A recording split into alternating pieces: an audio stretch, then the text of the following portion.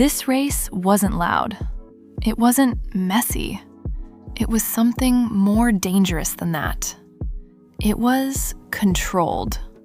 Because at the 2026 Italian Indoor Championships, the women's 4x400m relay didn't go to the team that panicked the least. It went to the team that looked the most comfortable under pressure. And when Propatria Milano Atletica got that baton around the track, they didn't just run for gold. They pulled the race toward them, smoothly, patiently. And when it was time to finish, they were absolutely ruthless. Let's break it down.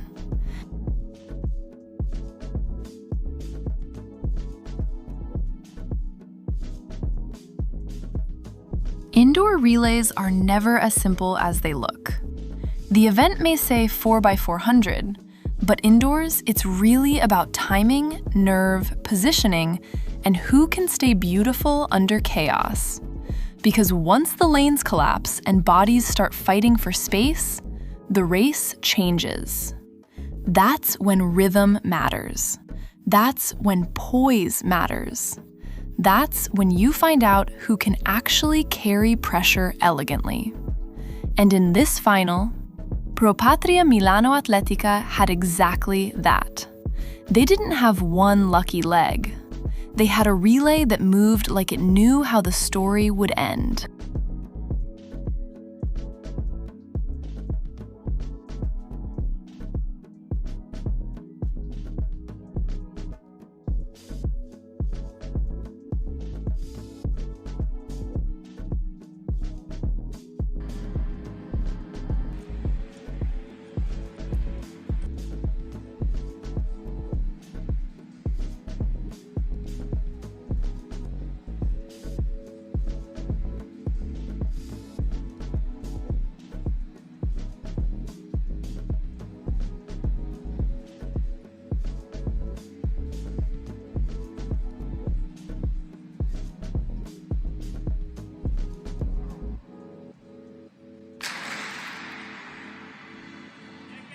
The first woman out for Propatria Milano was Maria Francesca Scarano, and she gave them exactly the kind of opener championship teams crave.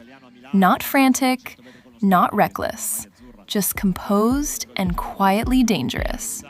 She split 55.6 seconds, and what made it so valuable wasn't just the time.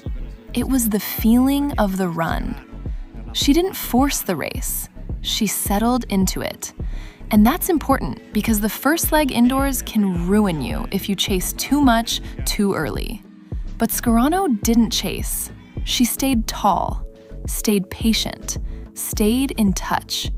And by the time she handed off, Propatria Milano had exactly what every relay team wants: a clean position, and a race that was still very much in their hands. It was the kind of opening leg that doesn't scream, but it absolutely sets the mood.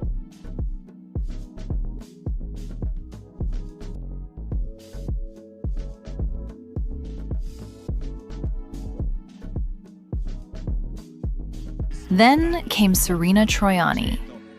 And this is where a lot of relays quietly fall apart. Because second leg is where teams either stay seductive or start looking desperate. Serena made sure Propatria Milano stayed in control. Her split of 56.1 seconds wasn't flashy, but it was elegant in the way that matters most. She kept the machine breathing. No panic, no dramatic fade, no wasted movement. Just a clean, measured quarter that kept them exactly where they needed to be. And that's the thing about great relays. Not every leg has to seduce the camera. Some legs are there to hold tension in place, to keep the race alive, to make sure the final act still belongs to you. And Serena did exactly that. She handed over a team that still looked calm, dangerous, and very much in the hunt.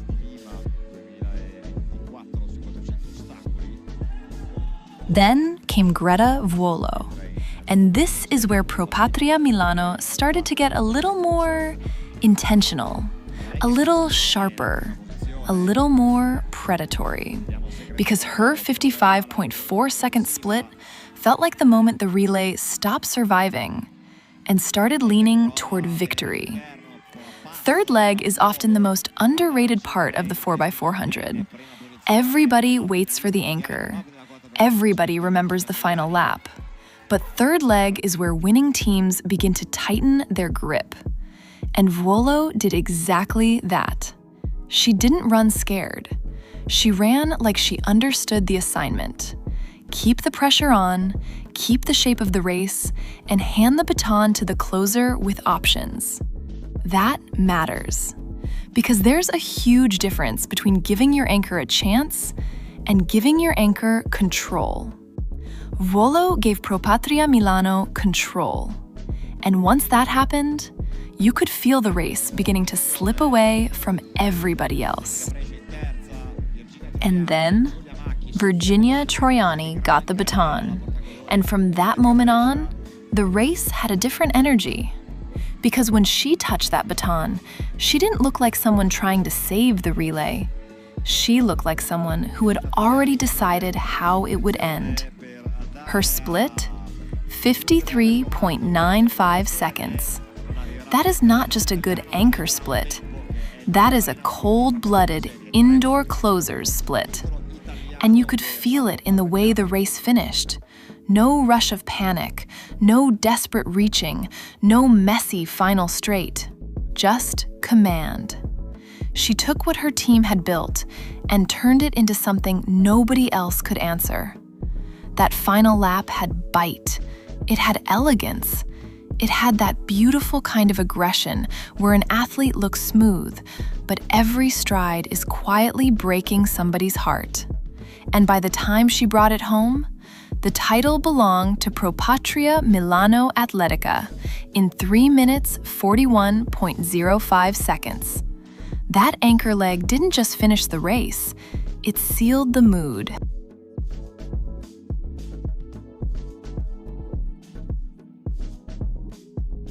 So why did Propatria Milano win?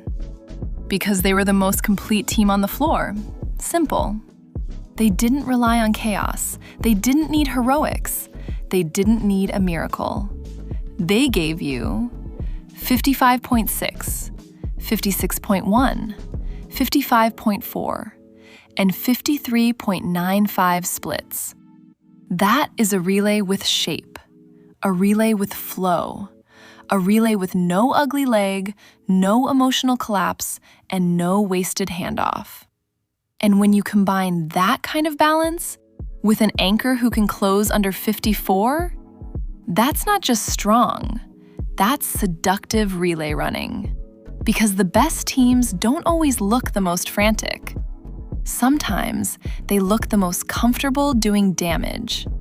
And that's exactly what Propatria Milano looked like here.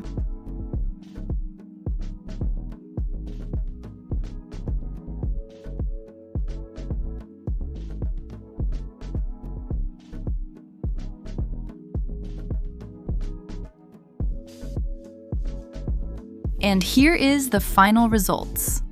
Gold, Propatria Milano Atletica, 3 minutes 41.05.